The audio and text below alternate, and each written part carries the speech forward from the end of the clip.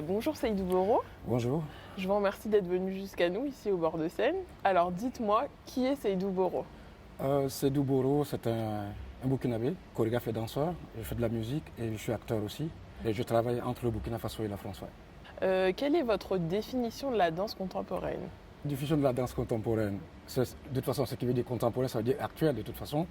J'aime bien le fait que la danse soit un bruit, mais un bruit dans le silence.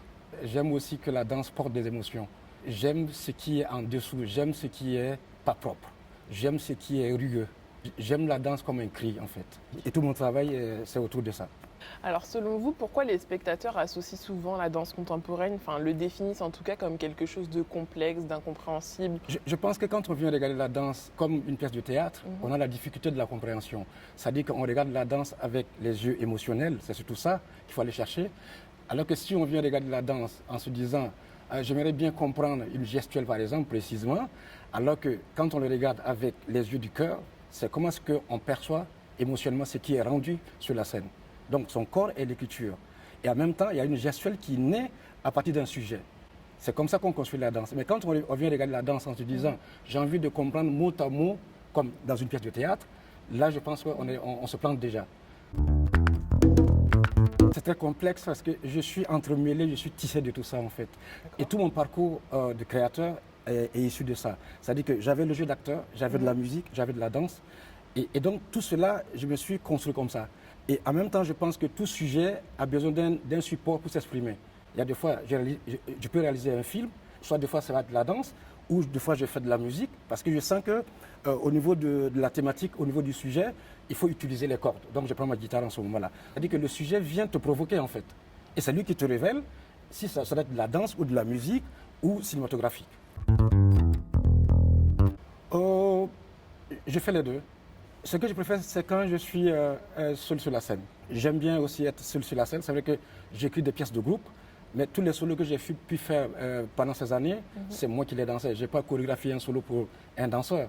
En même temps, c'est vrai que ce sont des sujets sur lesquels je sentais qu'il n'y avait que moi qui pouvais les porter. Et en ce moment, je danse côté bas qui parle, qui est autour du viol et de l'inceste. Je sentais que je ne pouvais pas le confier à quelqu'un d'autre.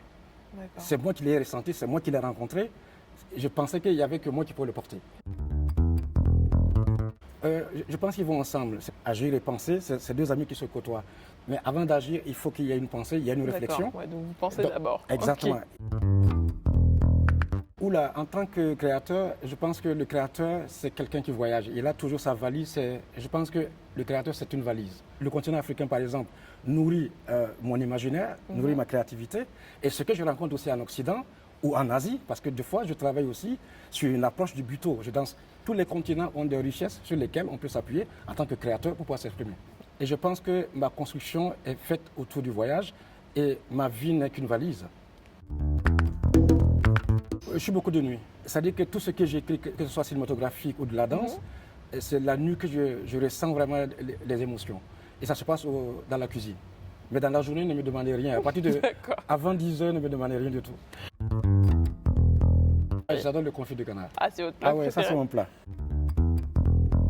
C'est toujours, vous aimez bien me mettre dans la confrontation. C'est des choix cornéliens, c'est vrai. Ah oui, exact, j'aime bien la nature.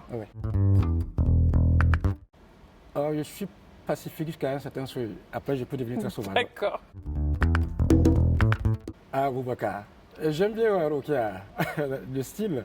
Je pense que ce soit Ali Farka Touré, que ce soit Boubacar, ce sont des gens qui m'ont inspiré, en tout cas musicalement. Beaucoup écouté ça, j'ai beaucoup écouté Salif Keita aussi. Mais c'est vrai que c'est cet univers-là qui me convient. Un peu rural. J'aime bien quand tout le monde est là et que je me coupe de tout. Quand je suis en création, c'est comment est-ce que je me trouve cet espace-là de cette liberté où je suis concentré.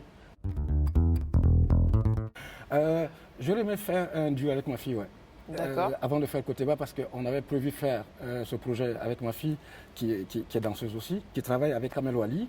C'est quand cela n'a pas lieu que j'ai fait Côté Bas. Je suis tradition et création en même temps. Je suis toujours comme ça. Il y a ça qui m'anime. Et quand je parle de tradition, il y a des éléments au niveau traditionnel, au fond, de chez moi, sur lesquels je m'appuie. Quand je parle de ça, je parle beaucoup du vaudou. Je parle de cette culture-là parce que j'ai grandi dans cette culture-là. Et donc, je suis pétri de ça. D'accord. Et en même temps, il y a des moments sur lesquels j'utilise ça pour écrire, pour créer en fait. Et même dans Koteba, par exemple, il y a des éléments de ce langage-là, il y a des éléments de cette culture-là qui rentrent dans la création. Donc, je suis pétri de ces deux entités. C'est exactement ça, ouais. Je suis d'accord avec eux. Et je dis, faisons de la vie une danse pour ceux que nous aimons. C'est ça aussi. Et je pense que ce proverbe-là, s'il se tient bien dans ce sens-là, une sauce, pas de sel, elle n'est pas intéressante du tout, pas de proverbe. Parce que je pense qu'au niveau des proverbes, il y a des choses qui se disent qui auraient pu peut-être blesser ou offusquer des gens. Mais en utilisant ce proverbe-là, c'est une musique en sourdine qui se passe derrière la tête. Et tout le monde l'a compris. Tout à l'heure, je vous disais que je devais faire un duo avec ma fille. Et quand elle a eu ce projet avec Kamel Wali, qui se danse en ce moment d'ailleurs au Paradis Latin, du coup, je suis parti au Burkina Faso. Et chez moi, il y a une personne qui est là. Et un matin, je parle avec lui, il était tout triste. Je lui ai dit, mais qu'est-ce que vous avez? Il me dit, mais il y a une jeune fille de 19 ans qui s'est immolée dans le village. Mais comment est-ce qu'une jeune fille de 19 ans s'immole dans un village, alors que quand on sait comment est-ce que les suicides se font, par exemple, au Burkina Faso, c'est pas soit par pendaison ou par médicament, la plupart du temps. Et c'est la première fois que j'ai 52 ans, c'est la première fois que j'entends parler d'une personne qui s'immole. Et donc, je commence à chercher à comprendre ce qui s'est passé. Et en cherchant à comprendre, au fur et à mesure, on s'est rendu compte que cette fille était touchée par son père. Et c'est là que le sujet de Koteba est arrivé. Il y a ce sujet-là qu'il faut que je porte. En tant que créateur, dans ma tête, je ne voyais pas évoquer le viol et l'inceste. Visuellement, je ne le voyais pas. Quand j'ai rencontré ce sujet-là, je dis tiens, c'est d'où que tu portes sur le plateau. Et c'est comme ça que naît Koteba. J'ai créé la pièce, une partie au Burkina Faso, une partie ici, et je l'ai jouée à Ouagadougou, TDC, parce que j'ai construit un espace qui s'appelle la Termitière Aix-Alias-Sanou depuis une douzaine d'années, et la pièce a été jouée au niveau de la Termitière. Comment elle a été accueillie, la pièce, par le public? Très dur. Très dur parce que ça dit qu'à partir du moment où les gens ont été confrontés à ce sujet-là, il y a beaucoup de gens qui ont commencé à parler. Il y a des amis en moi que je côtoie depuis une trentaine d'années qui ne m'ont jamais parlé de ça.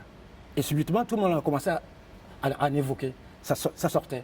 Je dis, ah bon, tu as vécu ça? Et l'autre dit, tiens, il y a une autre personne qui l'a vécu aussi. Donc c'est comme s'il fallait qu'il y ait ce sujet-là pour permettre une ouverture. C'est comme si on donnait cet espace pour que les gens puissent vraiment s'exprimer. Et je pense que Koteba, en tout cas tel que je l'ai conçu, c'est comme est-ce que ça peut être un espace, un moment de rencontre et de partage, que les gens puissent en tout cas évoquer ces sujets. C'est avec plaisir qu'on va vous retrouver sur le festival. En tout cas, je vous remercie pour cette interview très touchante. Merci à vous en tout cas. À très bientôt. À Au bientôt. revoir. Au revoir.